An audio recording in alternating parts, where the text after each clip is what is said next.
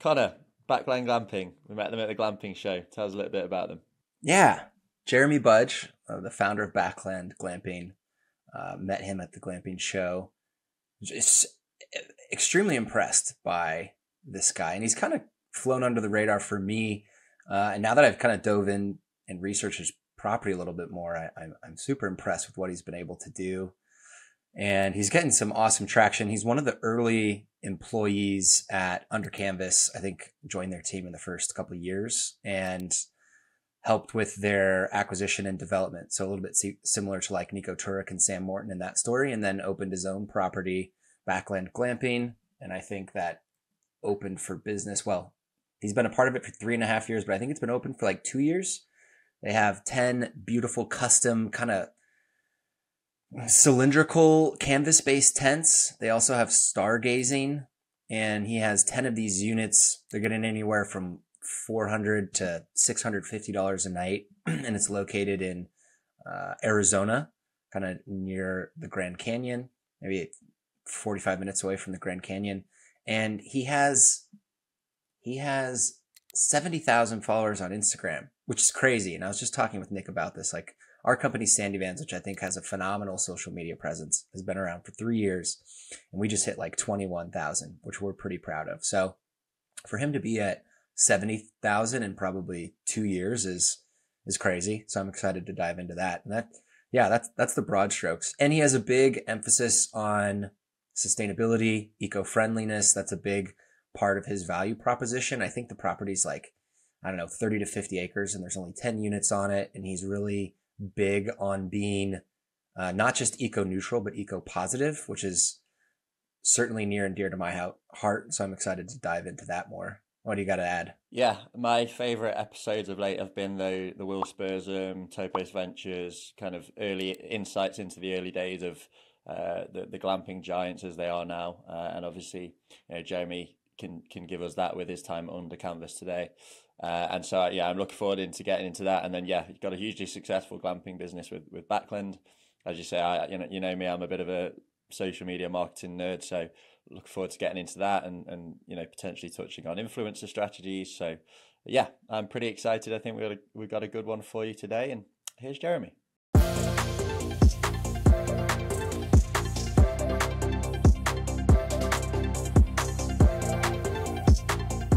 All right, we're live.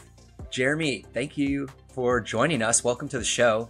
We just talked with you a little bit before the show, and I think, you're someone that got on my radar relatively recently, but the more I learn about you, the more I'm impressed and wondering like how it took me so long to figure all this out and be more familiar with you and what you've been accomplishing in the space. Before we dive into, what Backland is and your background, I would love to just hear the why behind why you got into outdoor hospitality, as well as, why you decided to open your own outdoor hospitality property in Backland.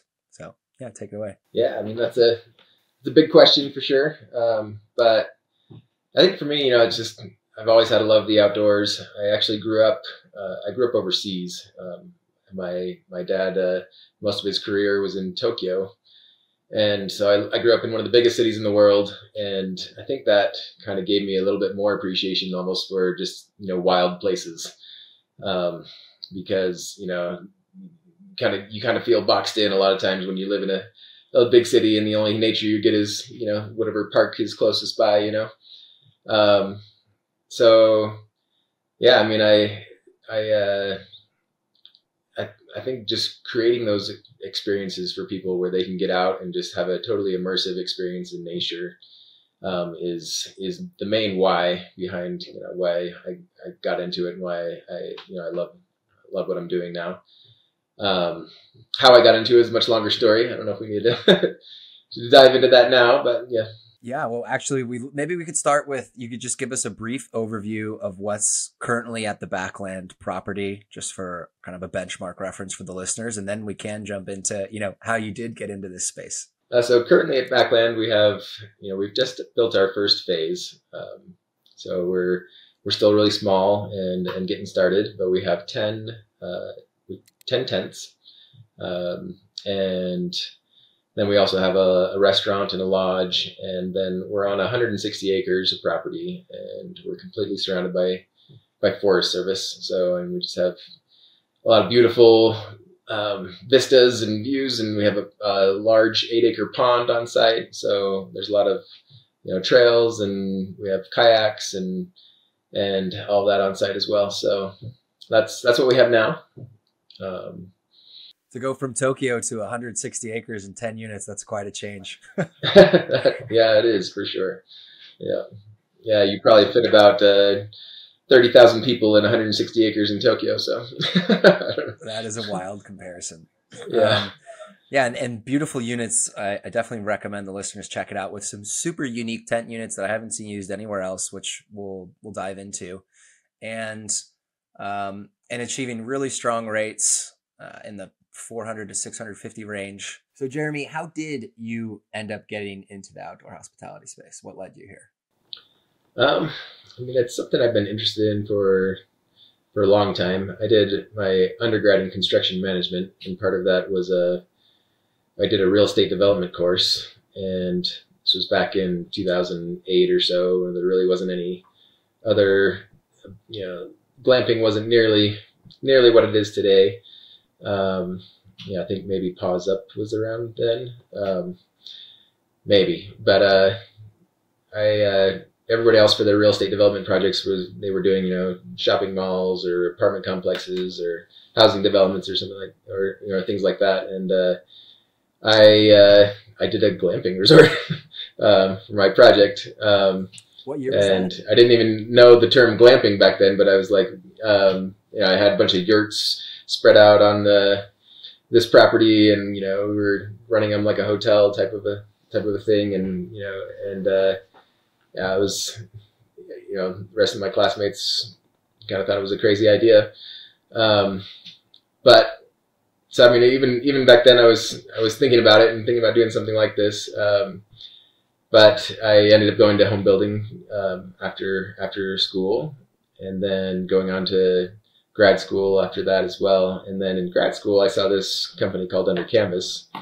They were pretty early back then, and I said, "Hey, it's kind of what I was thinking about doing." And I just called up the owner, and we had a good chat, and I just basically told her she should hire me, and she said okay.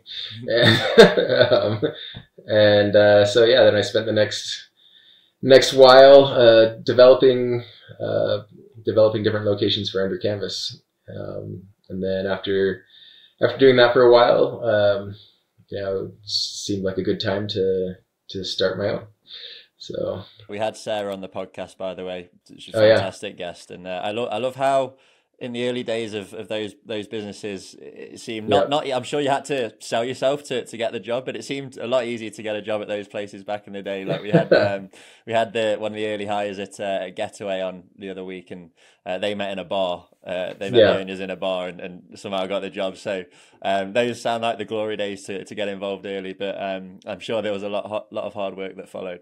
Yeah, it definitely was. It was a ton of fun. Yeah, just we built camps all over the country, and working with Sarah and Jake was was a really great experience. So, yeah. You did your senior thesis in undergrad on a glamping resort or tented structures. I presume that was back in 2010. Yeah, 2008, 9 or so. Yeah, okay. Was when I was doing that project. Yeah. Yeah. So.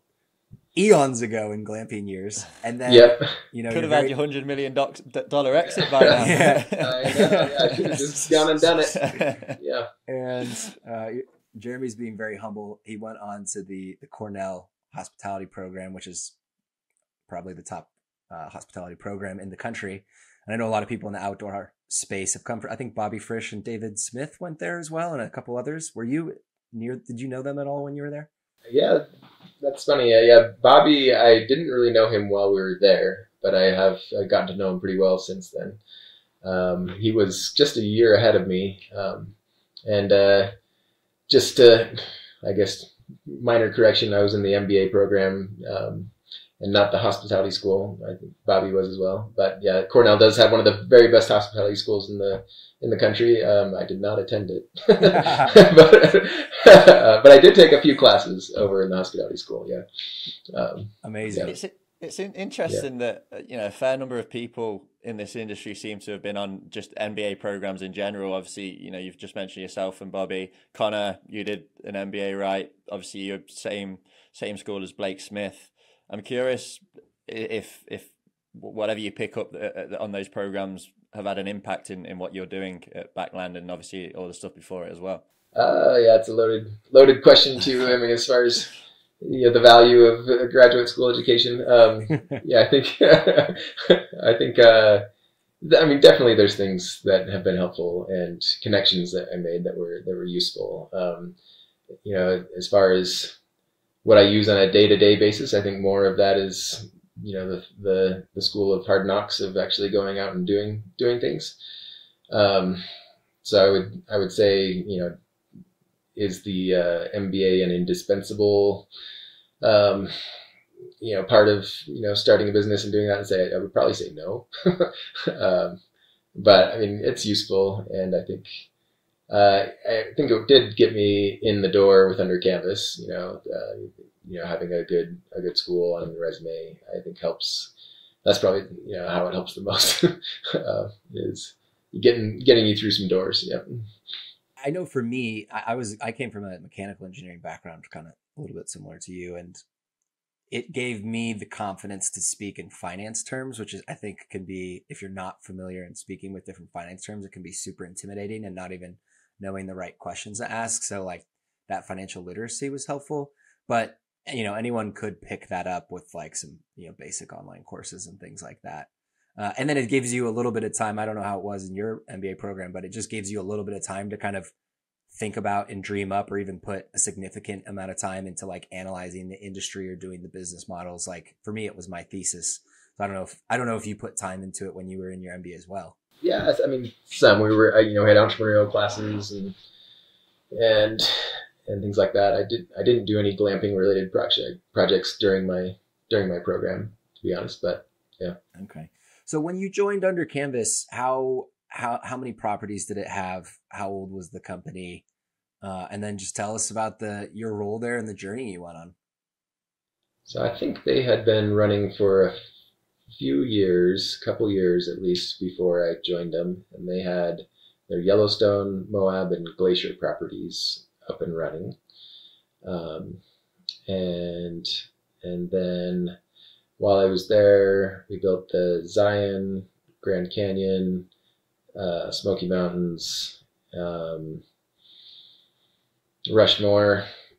We did a kind of a pop-up in Tucson, down at a ranch there that was kind of we did that for multiple seasons. And then I also started some of the projects for their Yosemite, which they're finally opening now, or not now, but next season, I think.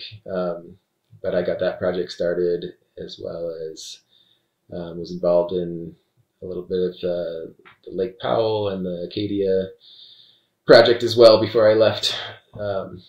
So yeah, it was a good run. Certainly some iconic locations. Yeah. And I think you mentioned, I was just sleuthing on your LinkedIn, that you also help with designing the Stargazer tent, which was a pretty cool thing to help with. What was the motivation or the story behind that?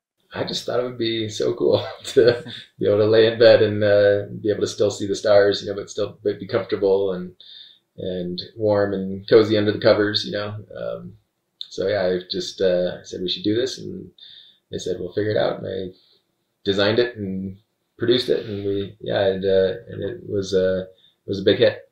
It's probably pretty special to think about the amount of humans that you've enabled to spend hours looking up at the stars, who probably normally don't do that. Yeah. I'm sure there's some babies out there that should probably be called Jeremy then. Oh man. Sorry to lower the tone, guys. There probably is. Well, it's like when we were talking to Bolt Farm the other day, and on their website, you know, they've got X amount of honeymoons, you know, 150 baby moons on, you know, and counting. And I was like, I wonder how many conceptions there are on that website. Like, add that as well. Yeah, but anyway, to bring the tone back up, what kind of work were you doing, you know, day to day under canvas aside from your role in designing that tent? So I was in charge of all development activities. So it was everything from deciding where we should be scouting the land, negotiating the real estate contracts and deals or purchases or leases. And then it was, you know, from there, entitlements and site design.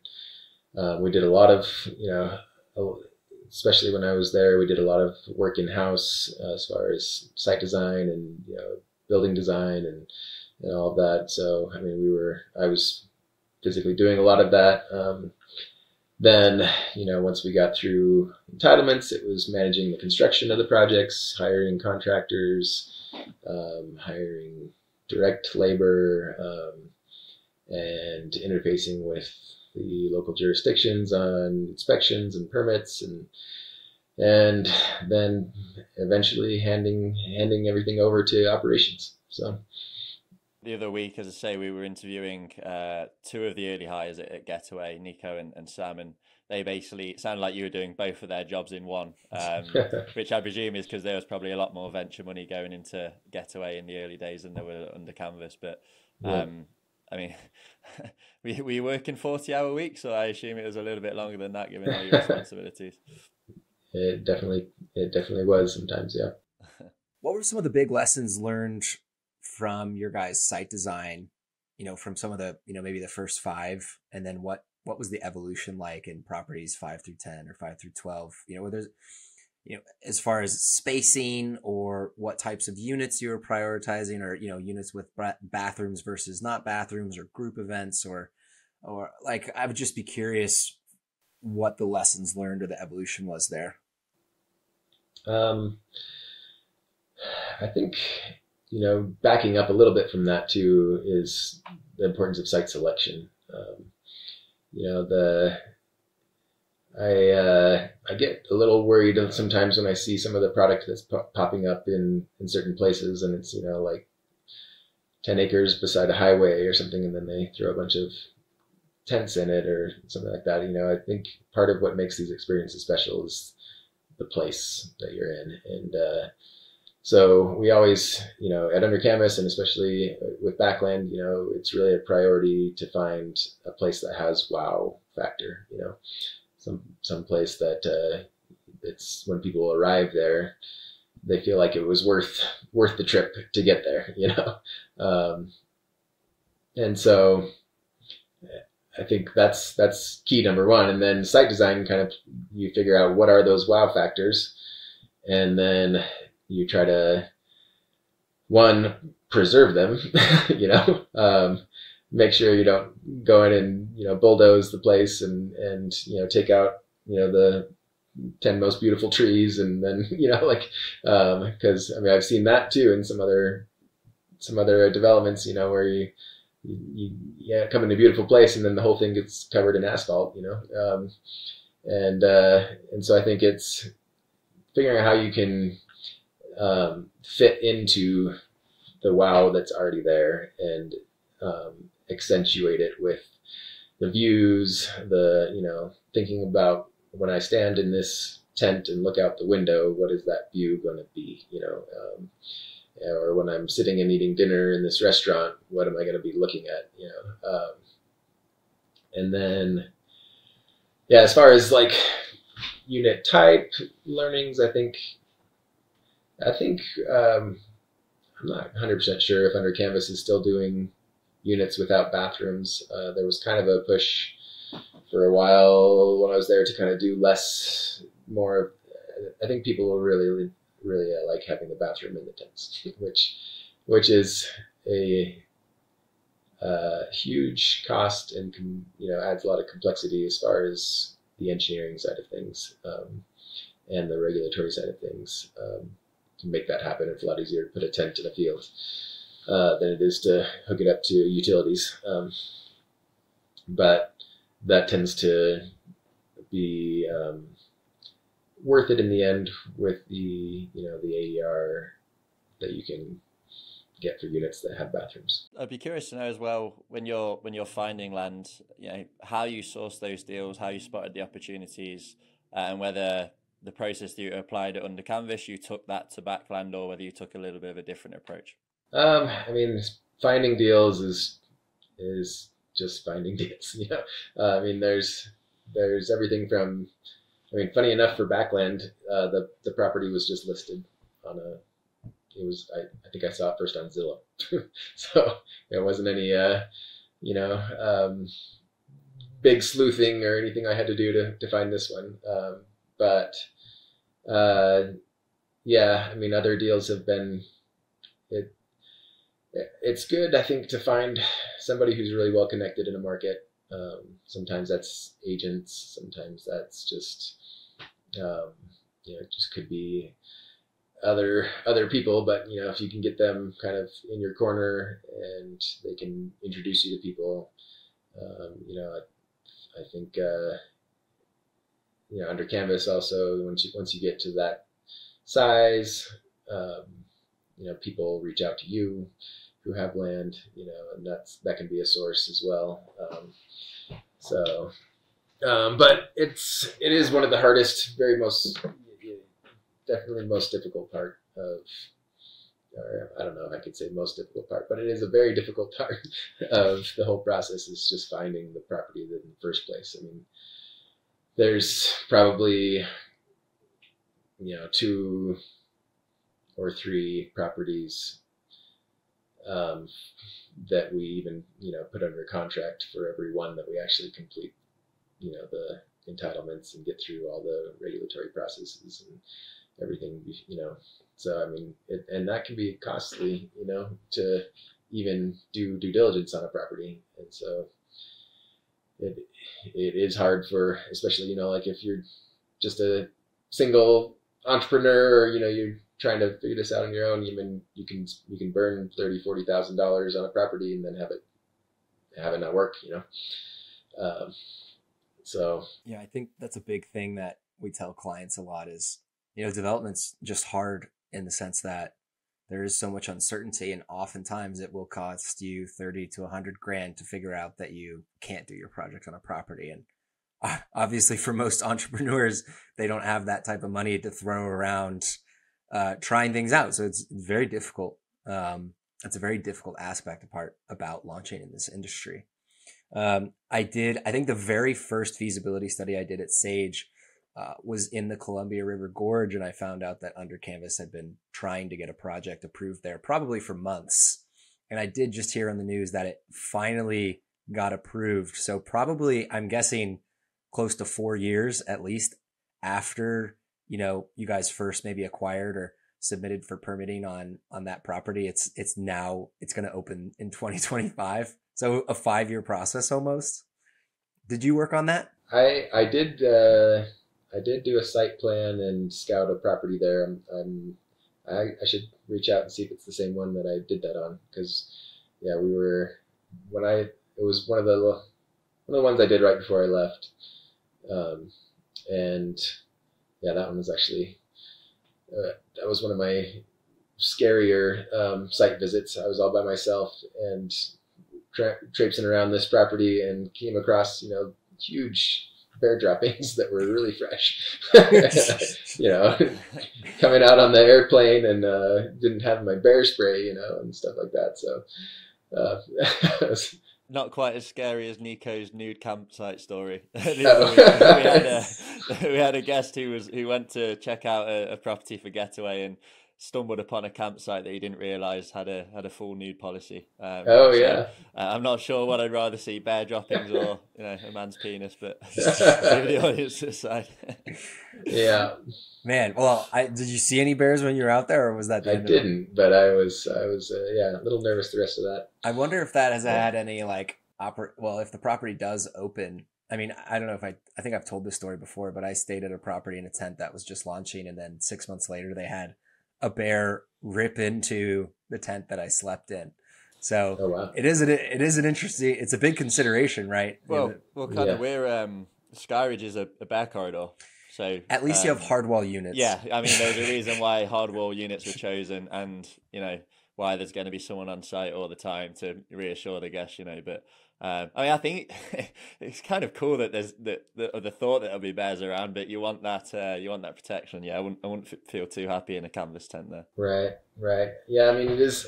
I mean, Under Canvas has sites that are in bear country as well. I mean, Yellowstone Glacier, and yeah, it's a it can be a little nerve wracking, and to run that day in and day out. But Have they had any bears get into any of their units? not that I know of.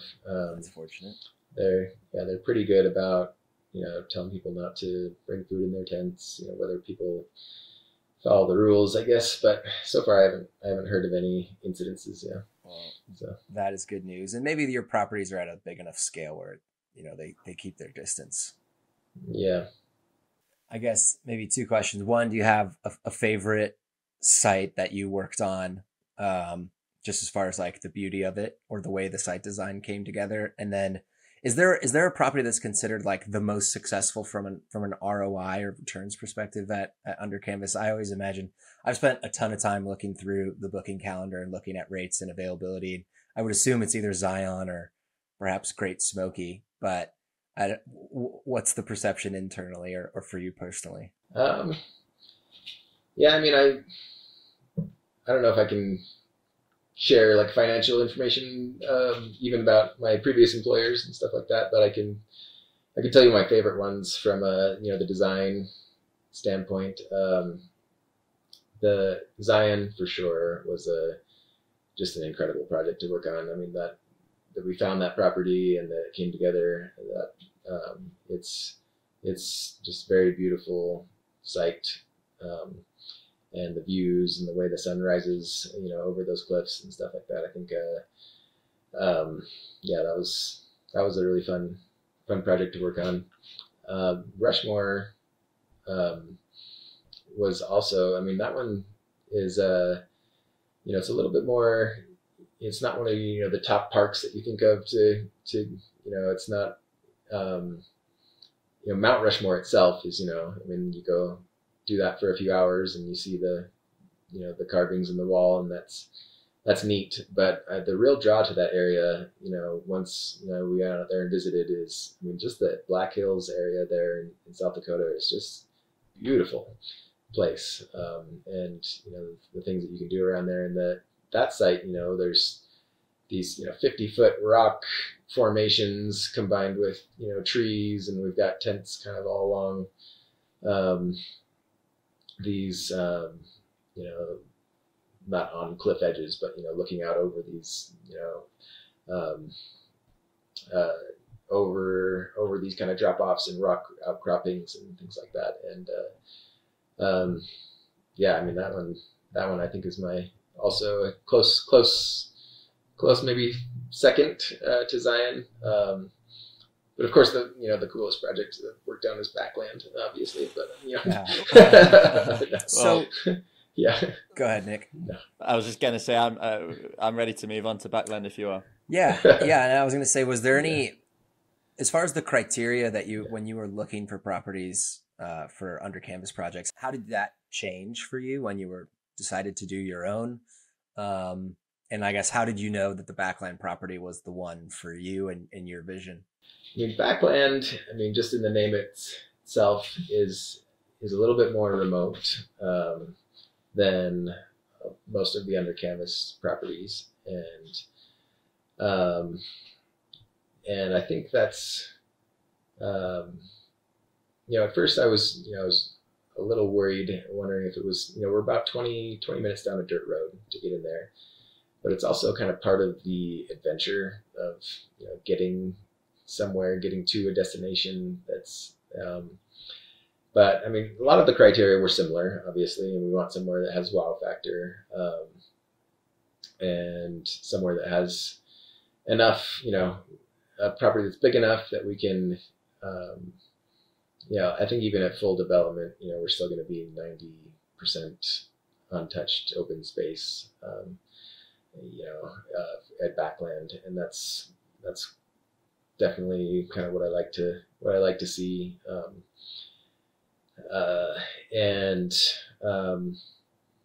But yeah, I mean, you still have to be in a place that has, a decent tourism traffic as well.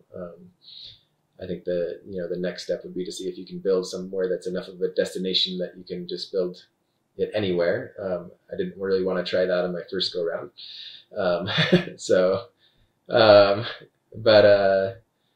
But yeah, so I mean, the Grand Canyon as a market is pretty good, as far as, it's pretty good visitation to the park, and it's also kind of a getaway area for some of the local markets as well, like Phoenix and Vegas, so, Flagstaff area, is a lot higher elevation. A lot of people don't realize, when I tell them where we are, I say, oh, we're northern Arizona, and they say, oh man, it's gotta be hot, because they just think all of Arizona is a desert, the typical desert. But up in the high desert where we are, we're a cold climate. We have 4 seasons, and so in the middle of the summer, when Phoenix is just roasting in 120-degree weather, they love to come up and get out of the heat and come up to the forest and the trees, and so it's got that going for it as well in this market. So. And you're like just over an hour from the actual Grand Canyon, right? Right. Is that do people, do international visitors stay with you and then drive into the Grand Canyon, or is it more kind of the route into it? Like, how does that work? Yeah, we're on the way. No matter which way you come from, basically, you're gonna pass by close to where we're at, where the dirt road starts, at least. So we're not too far out of the way from the way people would go to the Grand Canyon anyways. So nobody really complains necessarily about the distance. Whether they don't book with us because there are closer options, that's harder to know, but the people that do book with us,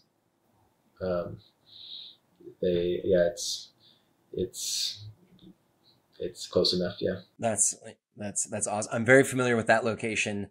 Certainly the Grand Canyon, as far as national parks going, is probably the most favorable national park to be next to, not only because it brings in the highest annual visitation, but also because that visitation is the most spread out and flat. I mean, I can say as a foreigner as well that, the Grand Canyon, out of all the national parks that I would know of in the US, like the Grand Canyon is by far the biggest name, like more than Yellowstone or any of the others, for an international person. So what's the mission of Backland, and what is the guest experience that you're aiming to create? Yeah, I mean, I think what we really want is to, create these unforgettable memories for people in nature, and to do that while preserving what it is that we're sharing with them. We want to make sure we're doing, we have good sustainability initiatives. We also have some initiatives to try and improve the ecology of the land, which if we dive into a little bit more, has been the more difficult side of that equation. Yeah, I think that's the main thing that we're trying to provide. Yeah. I love that. And yeah, let's dive into the, environmentally friendly, or even, net positive in terms of your impact on the land. Can you tell us about that, some of those initiatives, and maybe which aspects you've seen the highest impact or the most progress, or that you're most proud of? Yeah, so for as far as the sustainability, energy efficiency side of things, I think we're pretty well on that. We still have some more things we want to do in our next phases to even improve upon that further. But right now, water usage for example, we use about 10 to 20% maybe of the water that a typical hotel our size would use. And we do that without sacrificing too much of the guest experience either. We use these really high quality low flow shower heads that were made by Nevia that still give you a good shower experience while using a much lower flow. We, have push button faucets on the vanity sinks. In the restaurant, we use the high quality compostable dishware that makes it so our dishwashing water usage is much lower. And the dishware itself, turn back into soil at some point when it fully composts, and then, a big part of, if you look at, a lot of typical resort hotels, they use a lot of water on landscaping, and we don't use any. Because, part of the design aesthetic is that we're trying to be part of the natural ecosystem and not interrupt it, and so we try to fit into that and not pave it all over with asphalt or put a bunch of non-native thirsty plantings and trees and grasses in, so I love that. It seems like it's certainly working. Looking at your Google business page, you have 4.9 stars out of 5 of over 100 reviews. So it seems like having a low flow shower head and, not putting a manicured water thirsty lawn on isn't hurting your guest experience. I guess what has been the customer feedback on those aspects that you've prioritized? Yeah, I mean, we've tried to communicate the reasons why for a lot of these things. So overall, the feedback has been great. Every once in a while, somebody in the restaurant will be like, "Why is this not? Why are you serving me on disposable dishware? It's kind of a nice restaurant, and we're and things." But it's fairly rare, because we have little things up that explain the why and how it's helping with decrease our water usage, and it's better for the environment.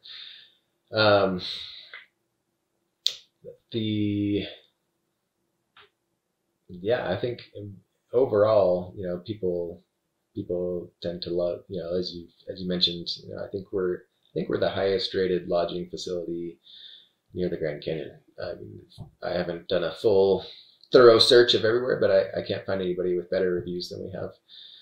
Are you hands-on, hands-off, somewhere in the middle when it comes to interacting with guests? And that's not just you, it's your staff as well. Our staff are, they're very interactive with guests, as much as they want to be. And I think, like those reviews are in a huge part, or a key component of those reviews is the staff. I mean, we have a beautiful location. We have these really cool tents. We have a nice restaurant and lobby. We have amenities and stuff like that. But you can have all those things, and without having the staff providing that guest experience, you still won't get those reviews. And I have a really good operator. I've teamed up with from the very beginning. So I design and develop and do the back end finance marketing stuff, but my background is not in operating hospitality, locations. So I teamed up with a good operator from the very beginning. I think that was very key. And, they need as much of the, or more of the credit than just the physical things that we provided. Hi, friends. This is your host, Connor Schwab at Sage Outdoor Advisory. If you're launching an outdoor hospitality project like glamping, We can help. We offer feasibility studies and appraisals. What that means is we look at your specific market and proposed business offering and complete an in-depth analysis and financial projections to make sure that your planned business will be profitable. Getting a second opinion on your proposal and forecasted financials is critical to understand before you spend years of your time and hundreds of thousands of dollars. This is particularly important if you are looking to raise money for your project from a bank or private investors. They are going to want to see this type of in-depth analysis from an independent third-party specialist in the industry. We have completed over 250 feasibility studies and appraisals in outdoor hospitality in the US in the last 4 years. So we understand what it takes to bring a project from concept to reality. If this sounds like it could be helpful to you, you can go to our website, sageoutdooradvisory.com, and you can schedule a complimentary consultation with our team. Thanks. Now back to the show. How did you find your partner, and then how are you approaching or solving, the staffing? I mean, I'm sure it's very difficult to staff in your location. It's probably pretty remote. I'm sure your staff have to drive far. Is there on-site housing? Are there any other perks that you're using to incentivize or retain good staff? Tell us about that. So staffing is a huge part of the puzzle for these projects, and it's not easy. But we've gotten to a really good rhythm now. We have a lot of staff who've stuck with us for a long time, and I think it comes down to having a culture that shows that we really care about the staff, as well as we pay well. And we do have housing on site, which is, it does help to attract a lot of candidates. As remote as we are, it is difficult to get people to commute in every day, and so it is important. We have probably half or so of our staff right now that are on site, and half that are from the surrounding community. How many staff does it take to operate your property? So right now we're running about 10, somewhere in there. 10 units, 10 staff. It's a pretty high ratio. And I think under canvas would typically have, like in peak season, it would be like around 40, like for a typical property, correct? Yeah. And obviously you guys are small, so it would be a higher ratio, but that is certainly on the high end, I would imagine. Yeah. I mean, that, is as small as we are right now, and just building with having just built our first phase, that is also part of what, operating at the size we are is not super profitable. But, it was really more of a, does the concept work? Do these tents that we've designed and built work? Is there any changes we need to make before we build this whole project out? And after we operate it we've been operating for a couple of years, just making sure that we're doing things the best way before we build the rest of the site out. I think hopefully in the later phases is where the more profitability will come. But yeah. And you have a restaurant as well, right? We do. Is that open to the public? It is not really. I mean, if somebody called us and wanted to come out, we might accommodate them, but we don't advertise it that way very much right now. It's a conversation to have for sure, but like I said, we're 20 minutes down a dirt road. And so nobody's popping in, they're coming to Backland for Backland, but yeah. What does that restaurant look like so that it's presumably, close to profitable for, a 10 unit location? Is it a full blown kind of big restaurant? Is it just a kind of mini kitchen? What does that look like? The restaurant is a necessary amenity, I feel like, to be able to make it so that people can have a good experience staying out there. We would be lucky to be breaking even on the restaurant. Maybe at scale that would change, but I think without it, we probably wouldn't be able to get the same rates for the rooms or attract as many guests. So if you look at it that way, then it is profitable. but from the direct restaurant revenues, it's not, it's not a big moneymaker. And it would be very hard at the, 10 tents, if we're completely full, you still, not every guest eats every night in the restaurant. Sometimes they're coming back from the Grand Canyon, they stop for dinner on the way home or things like that. And so, I mean, there could be nights you serve 1 or 2 tables, and anybody who owns a restaurant knows that doesn't work, So yeah, it really is. If you can avoid having a restaurant at a place that you do, I think, and still provide a good experience, then I would always say do that. I know Big Noel from Open Sky says it's like the bane of his life. Yeah. And they are open to the public, so maybe there's a bit more stress that comes with that. But yeah.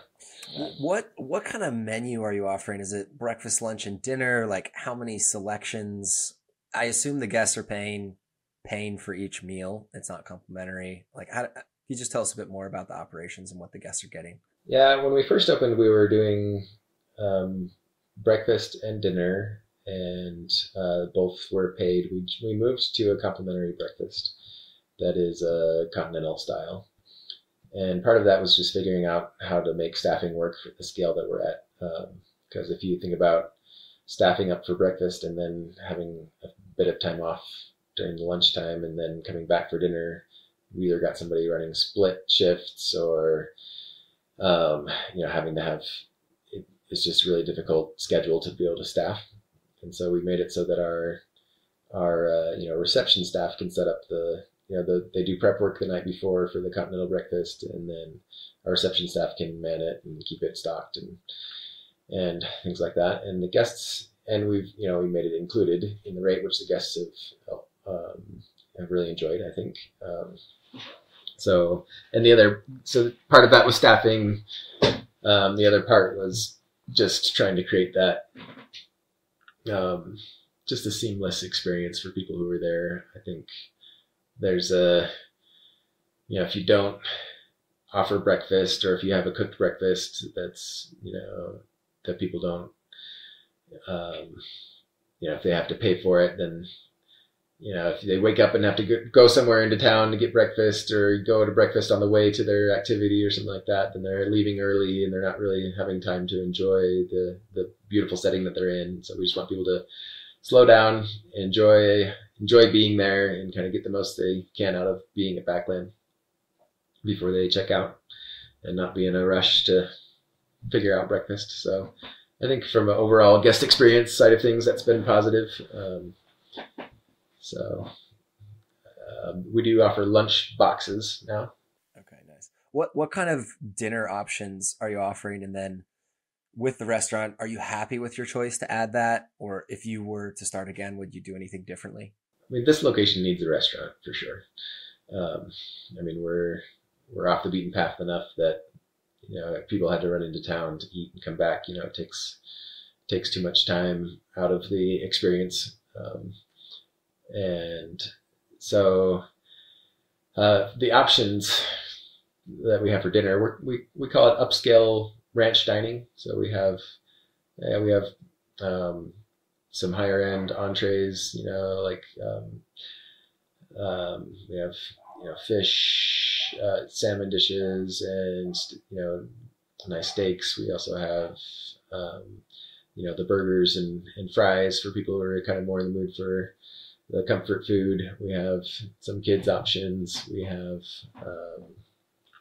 some really good salads and a couple pasta dishes. But yeah, it's kind of we call it upscale ranch. That's pretty good. That's a pretty extensive menu. That's more than I was anticipating. Well, there's one thing that I know Nick and I would love to learn about, and that is we'd love to know more about your tent units. I think they're unique or custom to your site, or you just walk us through your choice to go with those units. What's special about them? And as always, the link to the website will be in the description, so you can see what we're talking about, or just watch on YouTube. These tent units, part of the requirements we had for this site was that if we wanted the tents to be there permanently, then we had to meet all of the building code and energy code. So they're permitted as permanent structures, which is no other glamping unit that I know of that's not a site-built cabin can really meet those requirements. So that was where a lot of the creativity had to come in, is how do we make a tent also meet energy code? Most tents have zero insulation. You might get an inch or two of insulation in a yurt or something like that. But we have our 28 walls, in a tent. And so it kind of necessitated designing and building our own structures to be able to meet these requirements. But also, was looking, just from the background I had with under canvas and other things like that, I had ideas for how I wanted tents to be. There's a lot of problems with a standard glamping tent, and a lot of the product that's out there. Everything from wind to snow to weather to they just really don't hold up very well in a lot of situations. And so like I remember if the wind is blowing, you're sleeping in a tent and it's just the walls are rattling and it's really loud, and you don't sleep very well. And if you're trying to keep a tent warm with zero insulation, you can be running that wood stove on full blast, and 90% of that heat is going straight out the walls, and so it's not very energy efficient. And so we wanted to kind of do something that addressed those issues as well as meet the codes that we had to meet. And that's kind of how this design was born. So all of the canvas, or the membrane material on the outside is in full tension. It doesn't flap in the wind. It barely moves in the wind. The foundations are frost protected. The plumbing won't freeze. The units are, like I said, fully insulated, so they can be efficiently heated and cooled. So they're comfortable. A lot of things that you don't get in a regular tent too, or is glass, which I think makes a huge difference for experience. To be able to, one of the pictures that people take most is laying in their bed looking out the window at the sunrise, and that you just can't do that in a regular glamping tent without either getting out of bed and unzipping and then having all the cold or hot air come in, or depending on what season where you are. Just doing that, but still doing it in a tent, in a structure that feels that has kind of that. There's just something more adventurous about camping and being in a kind of a tented structure, and something unique that makes the experience special. So they're very cool. I definitely recommend the listeners check them out. They're kind of a half cylinder, and I've never seen any other units like this in the country that I'm aware of. So certainly unique. And it does seem like you solved a lot of the major. I used to love canvas. As I've learned more, I would kind of stay away from it for a lot of reasons. One of the biggest ones being noise insulation and insulation for, that's another one, yeah, for heat properties. And how do your tents do with noise? I think your units are probably 20 feet apart from each other. I guess, how is the soundproofing between them? Yeah, they're actually a lot further apart than that. They're 75 feet probably between tents. And they're the sound is, because they're fully insulated. You don't hear your neighbors, it's a much more pleasant experience. This typical glamping tent, the sound. I mean, you can hear all the conversations of the people around you, and or whatever else is going on, So, yeah. Yeah. Well, congrats. I love canvas and the fundamental aspect of how it pays homage to real camping. It seems like you've solved a lot of the problems with it. So Yeah, congrats on that. Super exciting. And then I think is there also a stargazing aspect to these units as well? There is, yeah. So there's half of our tents have a big skylight that's over the bed. It's a 16-foot wide skylight that kind of goes over the barrel of the arch. Is it glass or plastic? It's glass, yeah. It's Wow. insulated glass. So yeah. Very cool. Oh, that must be a treat. Yeah, it's really cool. Nick, you got any questions on the units? No, I would be curious to know. It looks like you went in pretty big on the lodge slash clubhouse, which I feel kind of might be taking a little bit from your experience under canvas as well. And I'm curious to know kind of what your reasoning for that was, and what value you think is added from having a really nice clubhouse kind of area. Yeah, I mean, people spend a lot of time there, and I think it is kind of part of creating these experiences is creating some of that community that so people I think enjoy interacting with our staff, and also meeting other guests that are there. Having a place to serve for the restaurant is the other big function of that space.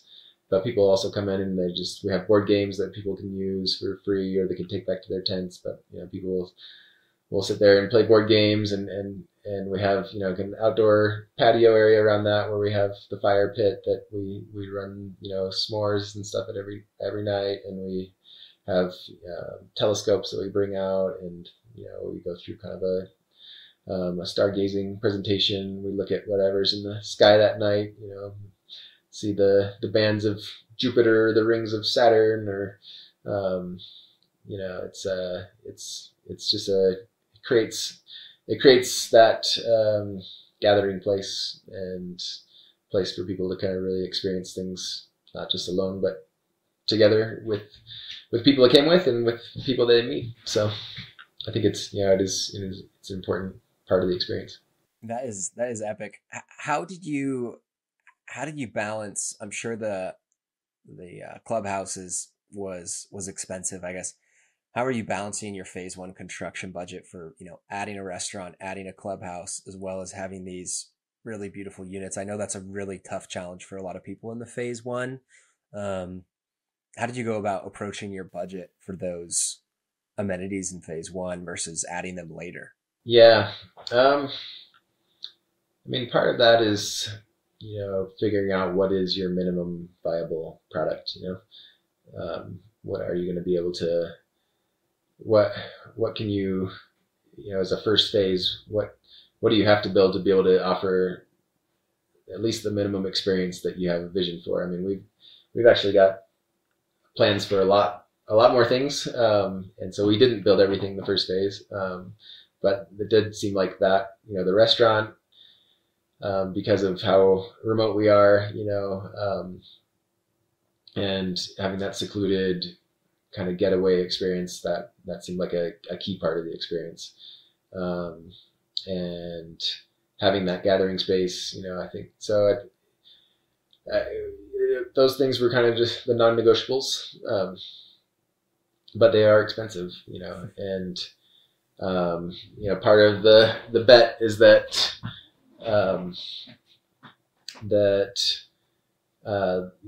this does work out, and that we can grow, and that the cost of these amenities and stuff can be more justified through the rest of the growth. So yeah, I mean, I think if we were to stop at the scale that we are now, I would say this was not it's not a good financial investment, So I think if your plan going in is to build a restaurant and build 10 units, don't do it. Yeah. How big are you looking? We're approved for 65 tents. Whether we get there or not, we'll see.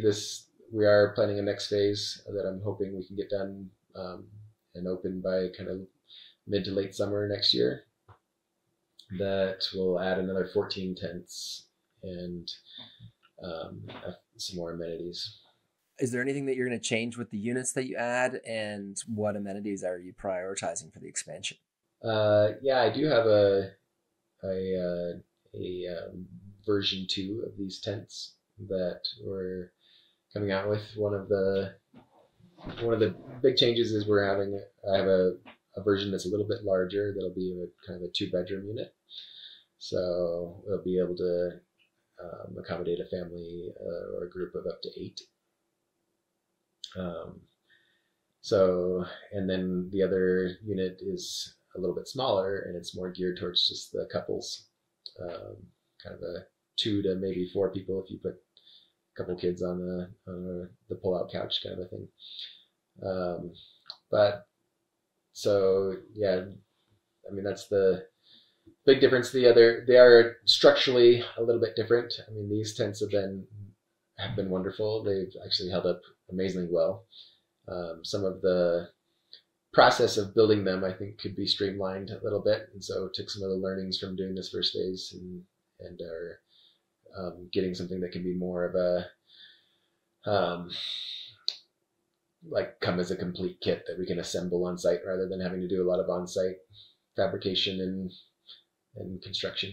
Yeah, in such a remote location, how are you budgeting, like per unit on horizontal infrastructure to connect all the utilities to these units, and then for vertical costs? And has the vertical cost per unit come down somewhat significantly now that you're going to like a 2.0 model? Yeah, the goal is that the vertical cost will be lower with this model that I'm developing, but yeah, we'll see. Once I get through it all and get it all fully priced out, if we can do that, I think we can. The horizontal costs will not be. There won't be much savings there. I mean, we still need the same roads and utilities and all of that. But yeah, I think we will be getting more efficient with the next phase as well. But also, yeah, I mean, the tents will be as cool, if not maybe a little bit cooler than these tents, which I hope doesn't cause a problem with people being disappointed with these ones after we release the next ones. But it's a good problem to have. Yeah. How are you raising capital, or how are you going to be financing the growth? Are you getting debt? Are you raising private money, like a combination? How are you approaching that? So we've raised private money for this first phase. The next phase will probably be an SBA loan. So Connor, do you have any more questions on the expansion? No, that wraps it up. Just if you need a feasibility study, give Sage a call. Yeah. Can we finish off with a bit of marketing? So you have, I think, 70,000 Instagram followers, and it looks like you've taken a very kind of video reel centric approach, very influencer centric approach, generally combining those two things. What's been the driver for that pretty rapid growth on socials? Has it been the influencers, or has it been anything else? Influencers is a huge part of it. I think having being able to leverage their audiences, I think is key to growing a social media following. I mean, the other part of it is having content that people want to look at and they think is cool, So, but yeah, I think our main strategy has been to figure out who we need to team up with. We've hosted a lot of influencers at Backland, and typically it's just trading. So we'll host them for free, and then they'll post. We'll come up with some agreement of how many reels or how many stories or what kind of promotion they'll do in exchange for the stay, and yeah, so that's worked really, really well. And then probably the most successful aspect of our marketing, I think the most impactful, has been the social media. So, are you involved with the day-to-day, or is that totally outsourced? Like, what does your team look like, or how are you approaching that from a hiring and consulting standpoint? So, I initially had hired a social media consultant, and she lasted about 3 weeks or so until my wife was looking at kind of what she was doing, and she's like, I think she could, probably tweak this a little bit this way, or, I think she should really do this or that. And I'm not a social media person. I think I have Instagram, but I almost never look at it. I'm on Facebook, but I haven't posted on there for a long time. It's just, I'm not a social media guy. And so I was like, well, why don't you email her and, go through and, what you think she should do. And the consultant basically said, this is going to take too much time. I don't think it's a good fit for me to do this for you. and so, I was a little bit like, oh, okay, now what do you do? And so my wife just took it over and has been doing it ever since, actually. And so it wasn't her background, but she is really good at learning and figuring things out, and has done a great job with it. So she runs the social media and gets all the credit for any success we've had there. Well, your wife is absolutely crushing it. Yeah. So, for someone who, I assume she wasn't doing any social media professionally before. No, yeah. I mean, that's remarkable. So a company I helped start, Sandy Vans, we've been running and launching our Instagram in what I consider a very successful way. And we just hit like 21,000 followers. How long has your guys' Instagram been live? It's been 2.5 years or so. Yeah. Yeah. So for you guys to be at 72K at this point is remarkable. So yeah, hats off to her. Yeah. I mean, she's really big on,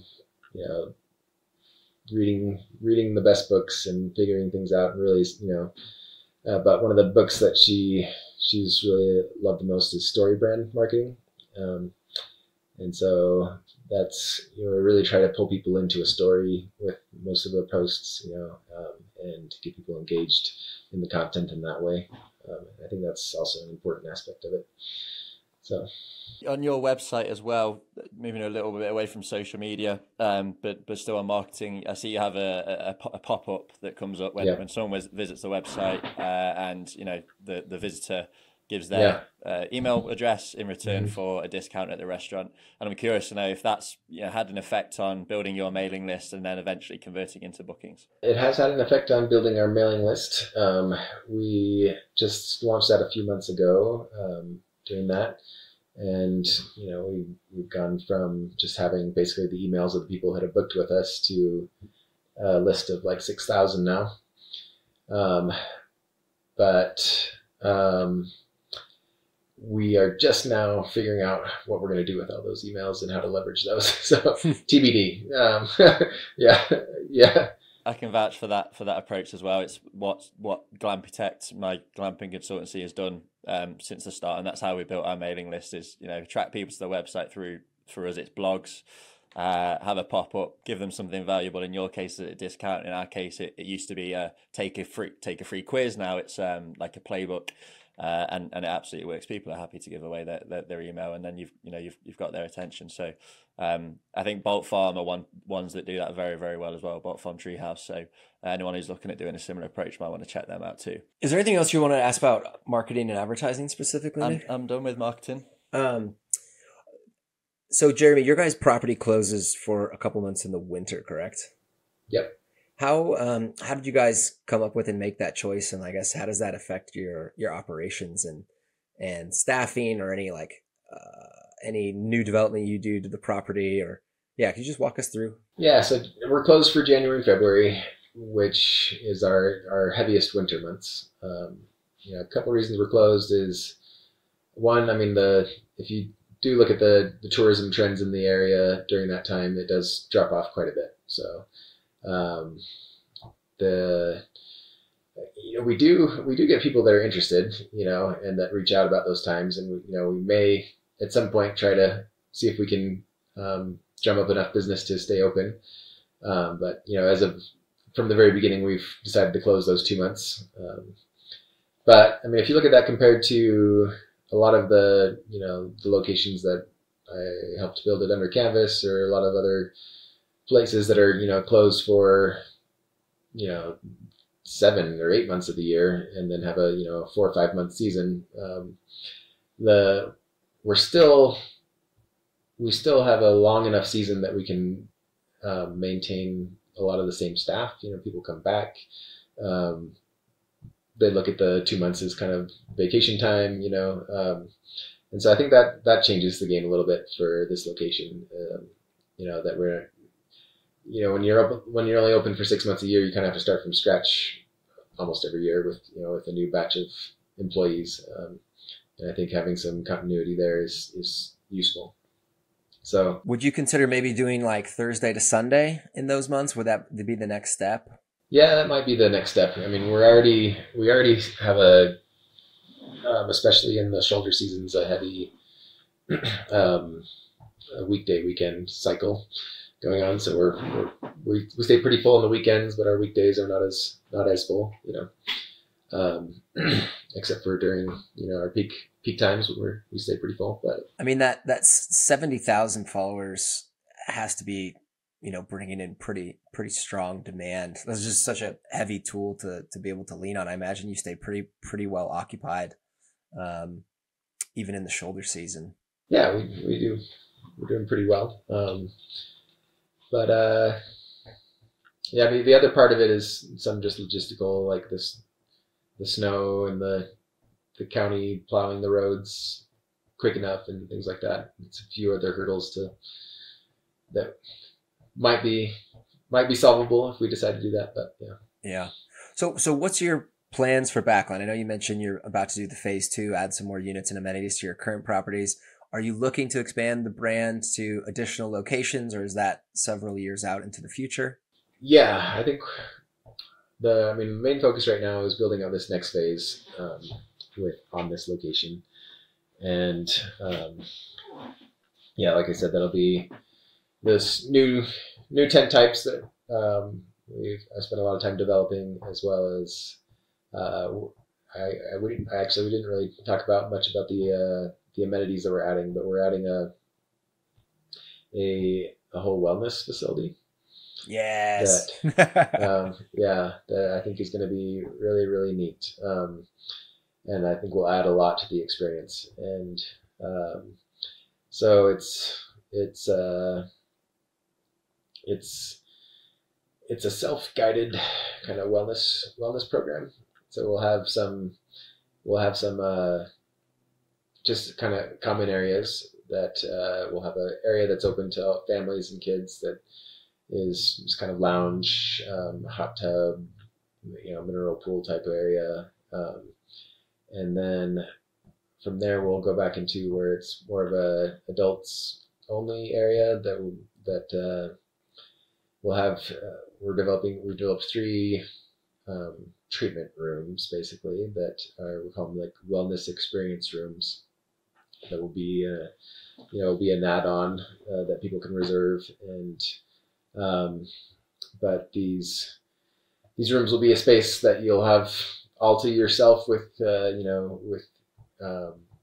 your people. If you're traveling with a spouse or a girls trip or something like that. But so like for example, one of the rooms will be like a thermal rejuvenation room, and so we'll have a salt sauna, a cold plunge, hot rock bench, and we're going to do these recirculating showers so that we can still have a really high efficiency, low usage shower, but really high flow.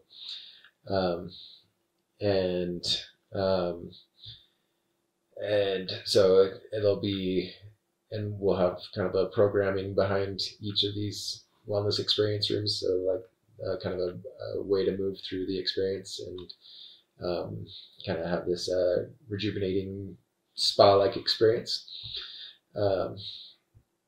And so that's like one of the offerings we have. We have 2 other ones that are a little bit different. So we'll have 3 different choices. And then we'll also have like a flex space that's used for like yoga, or could even be used for special events, if we had weddings or even corporate, or it's just a flex space that can be used for a type of stuff that'll also be kind of part of this wellness experience area.